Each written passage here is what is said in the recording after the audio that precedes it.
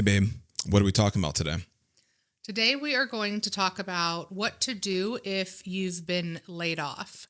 And it's not a fun conversation, but it's better to have a plan in place and to hopefully not need it than to need a plan and not have it. And in today's landscape, unless you are working for yourself, you are not guaranteed a job. And we all know businesses change, priorities change, businesses de-invest to reinvest, however they want to name it.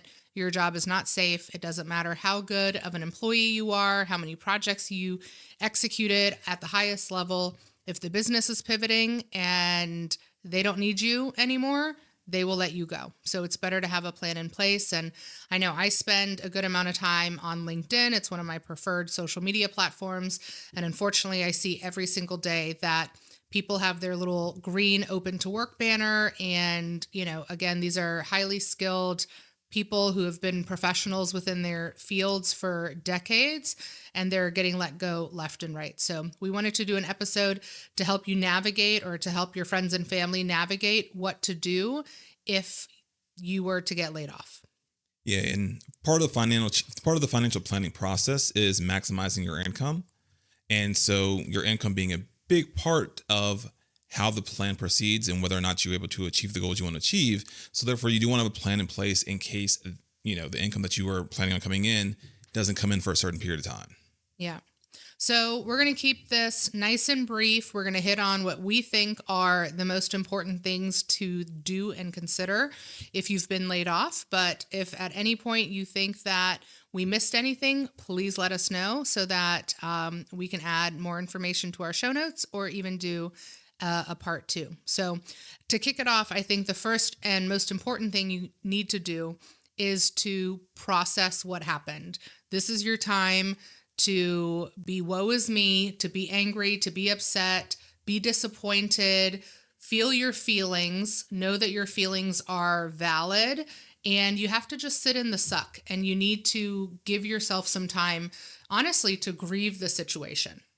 Yeah, I agree. And I would also say, especially for men, because we are the ones that tend to not process our feelings and just push everything down deep inside.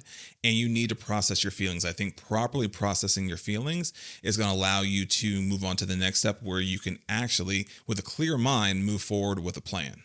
Yeah, absolutely.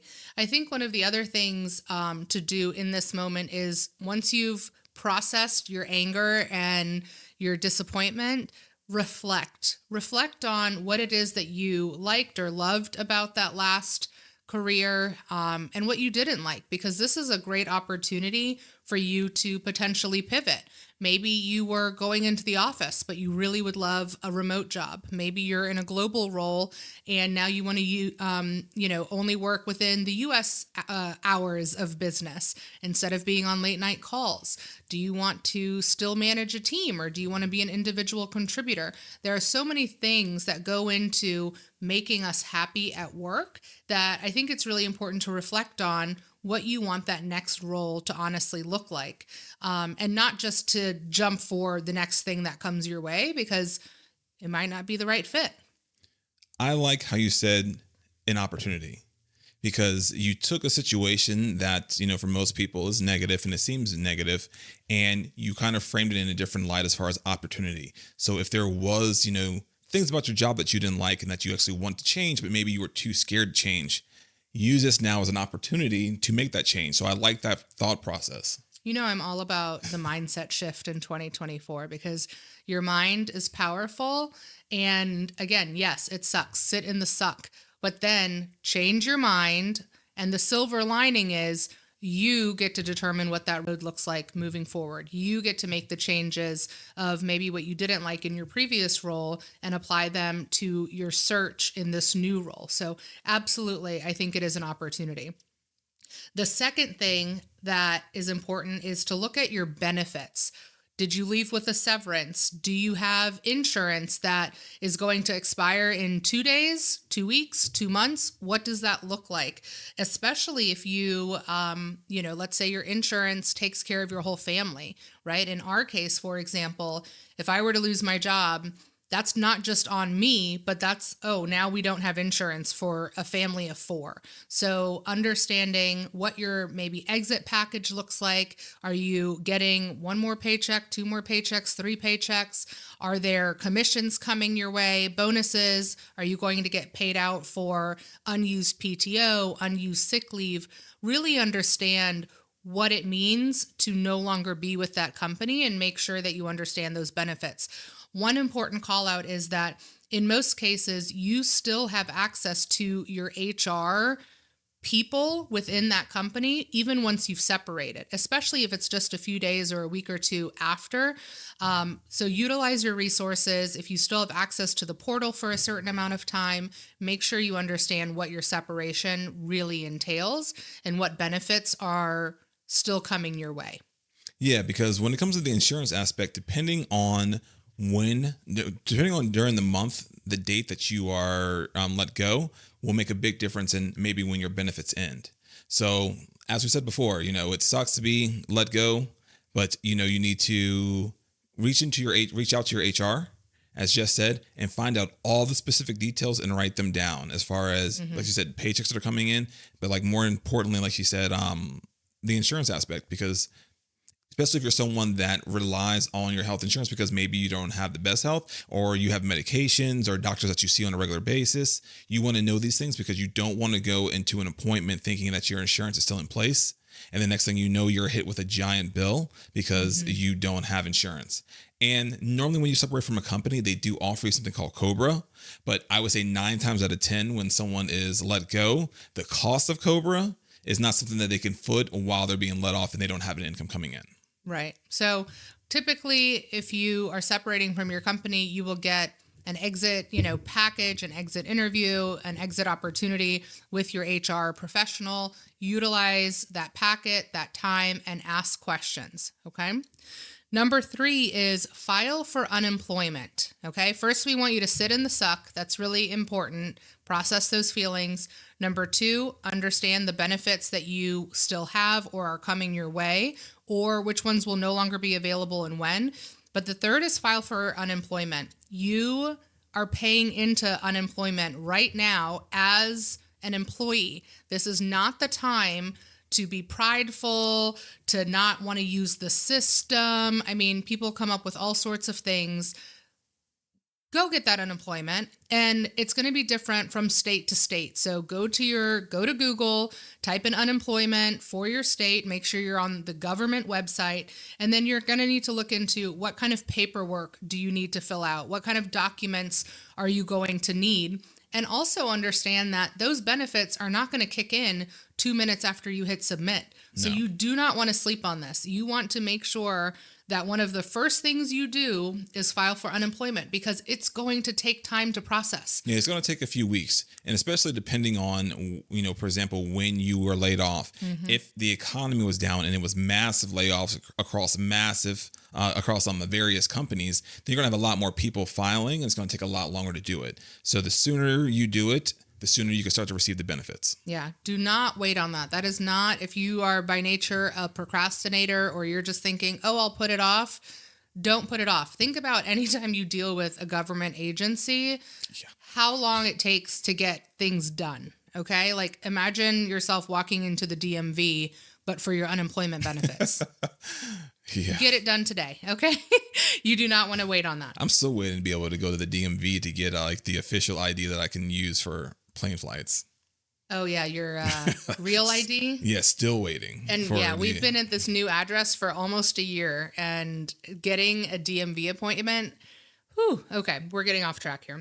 The 4th thing is to look at your finances. Obviously, there's now a halt on your income. So if you don't already know what's coming in, what's going out, what are your necessary bills, right? The ones that are not going to stop. You're still going to have to pay your rent, keep your lights on, keep your heat on, keep the water running. Make sure that you understand that. If you don't know it right now, write it down so you understand what money you will have to spend. This is also a good time to look at available credits, what your debts are, and make sure that you are ready to cut expenses. That's going to be another section. So what did I miss about the budgeting? Well, here with the budgeting aspect is hopefully you've listened to some of other podcasts and you have an emergency fund. This is what the emergency fund is for. Hopefully you have somewhere between maybe 6 to 12 months worth of your expenses in your emergency fund. So in the event of you getting laid off, you will be able to cover your bills. This gives you the runway that you can make sure that everything's paid for while trying to find employment elsewhere. Yeah. And so many people are scared to use their emergency fund, but this would actually be an emergency, right? Yeah. It's not the cute boots that you saw at TJ Maxx. This is actually the emergency, right? So if you have money in your checking account, you've got things set up on auto draft, et cetera, make sure that you're managing any auto drafts. You don't want to be overdrafting, but this is absolutely what an emergency fund is for. And you should be relieved to have it in the event that you need to dip into it. I would also say here, as far as from the expense cutting standpoint, any type of debts that you currently have that you're paying on, reach out to the providers and see if they can provide any flexibility. So for example, for most people that have student loan debt, it's based upon income.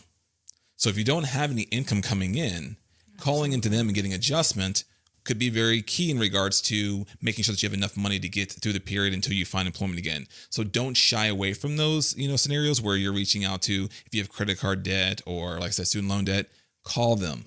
More than likely, they will work with you finding out that you are unemployed. Yeah. They would rather get $5 a month than no dollars. And you don't want to have a default or have something that could have been an easy phone call impact your credit negatively. Exactly. You don't want to lose your job and also damage your credit score. Right. You don't want to do that.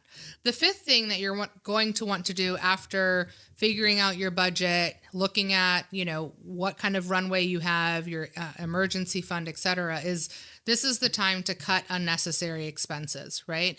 Do you really need Hulu and Netflix and Spotify and Apple Music and the fancy gym membership and the meal delivery service and the fancy yoga membership?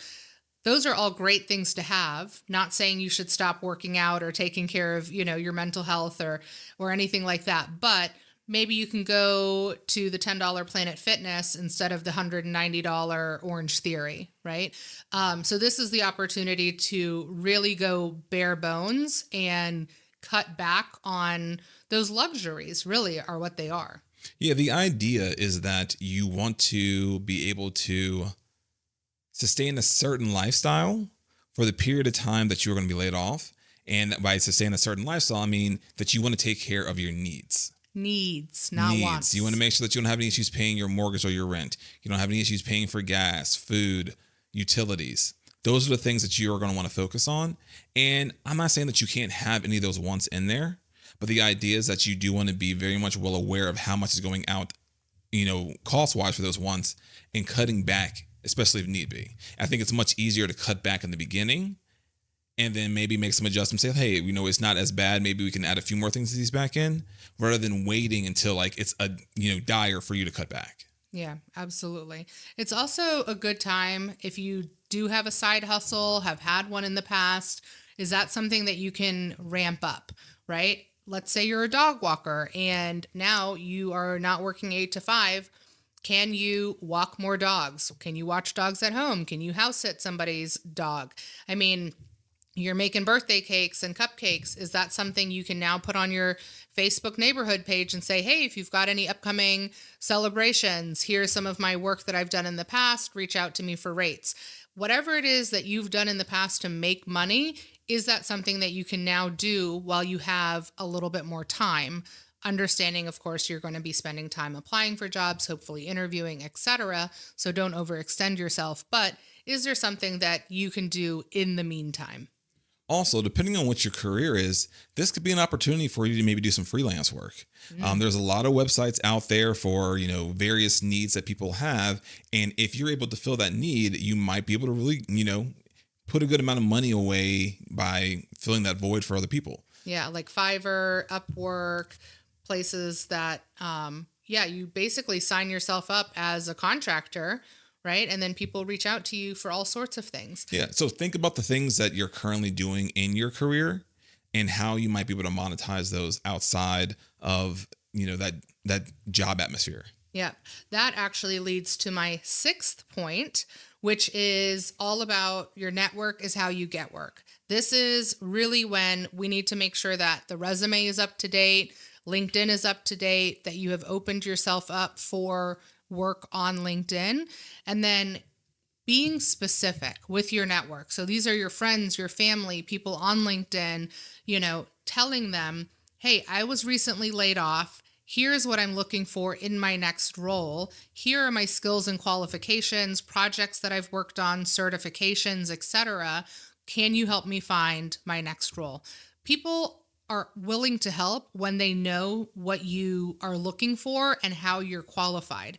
What I see all too often on LinkedIn is been laid off from work, would love any leads. Oh, what? What are we supposed to do with that?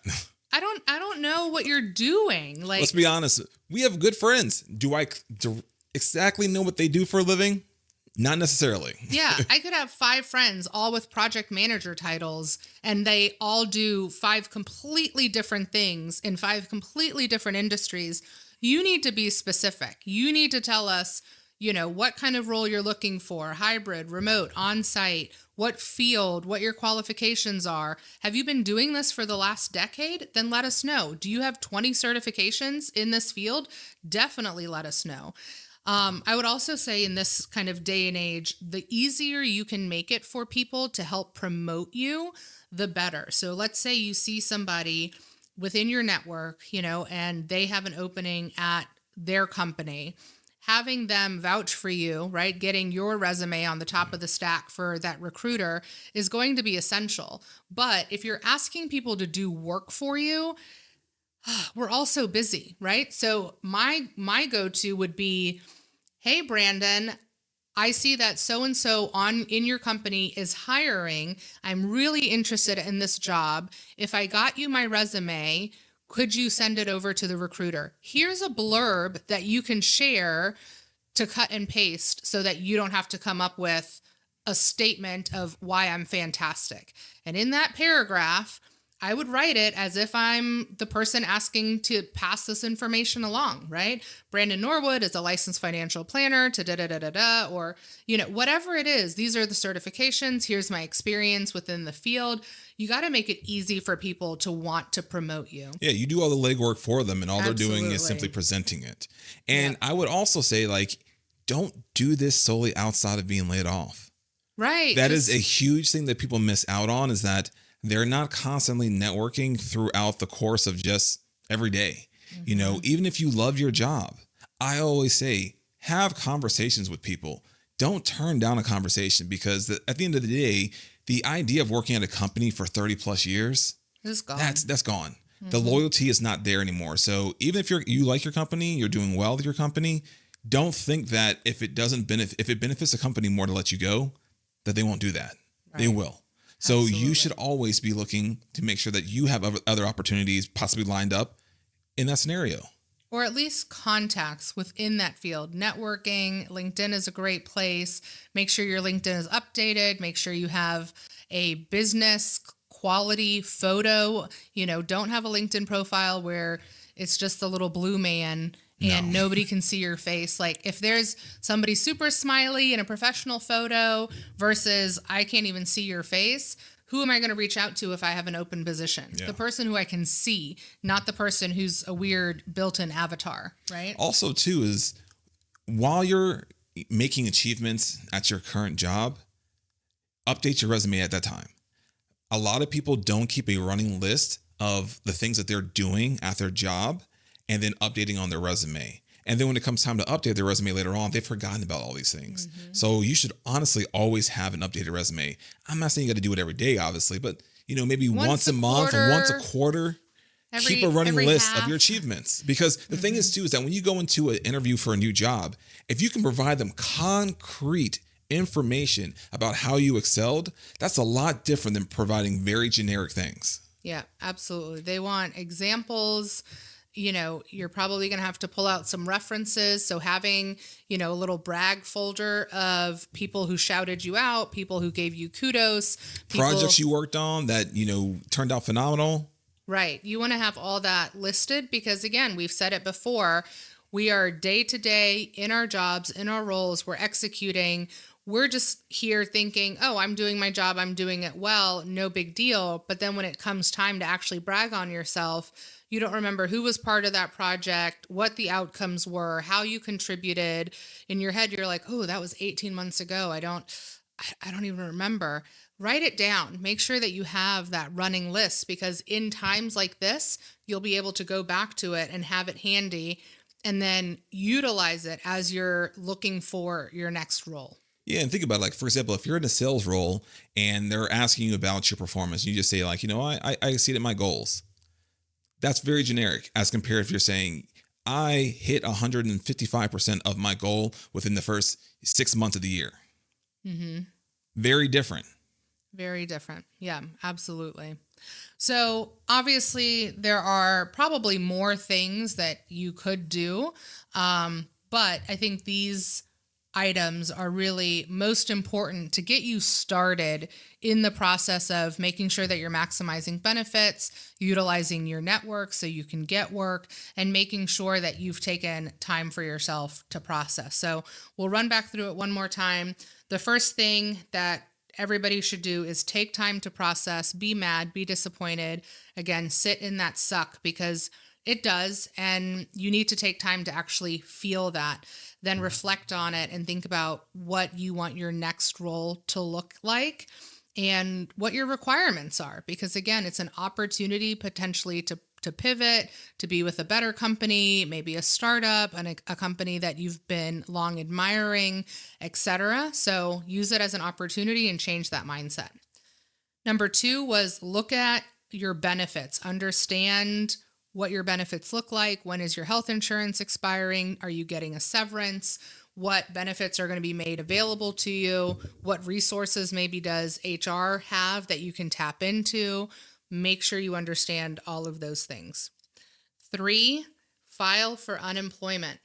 Again, this is going to take a little while. This is not a boop, hit the submit, and magically you're getting a check the next day.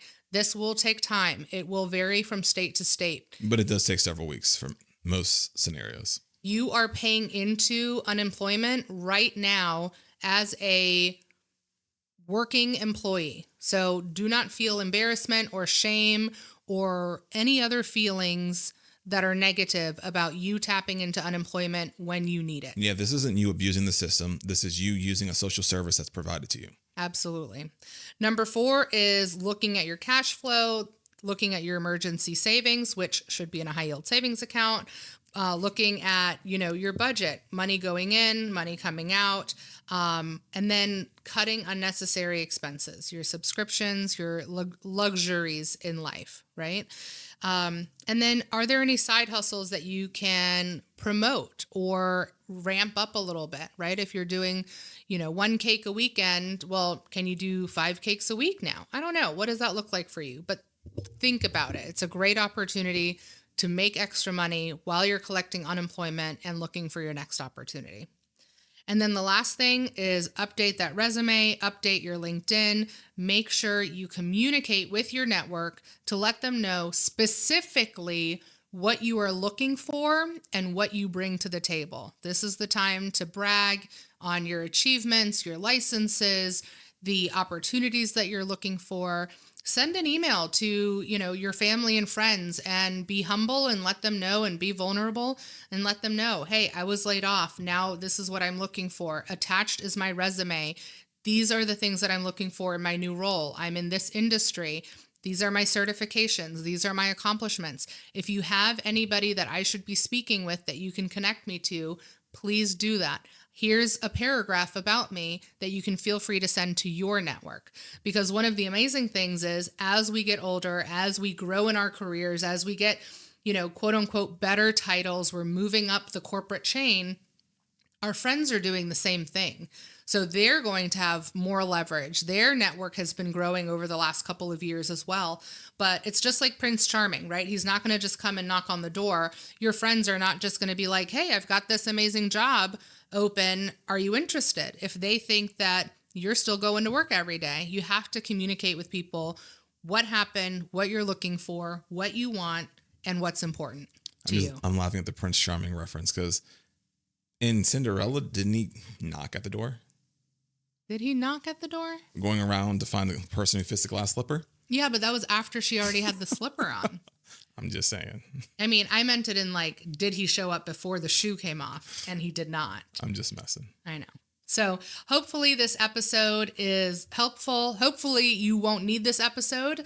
But in the event that you do or know somebody that this would be helpful for, please share it as always. Also, I did look at our reviews, and I think our last review was from September 2023. So if you are a listener and you have not yet subscribed, hit 5 stars, and left a written review, please do that. It's the fastest, cheapest, freest thing that you can do to help us is to leave a 5-star review and a written review on Apple and on Spotify, because it helps the algorithm put our podcast in front of other people. So yeah, please do that. This isn't vanity. This isn't to stroke our ego. No. It helps the podcast show up on more people's phones. Yeah. So if you love the podcast, you're an avid listener, please do us a favor and hit 5 stars and leave us a written review. It means so, so much to us. We want to get this valuable information in front of as many people as possible. Only if it's a good review. I said 5 star. Okay, just making sure. All right. Until next time. Thanks, everybody.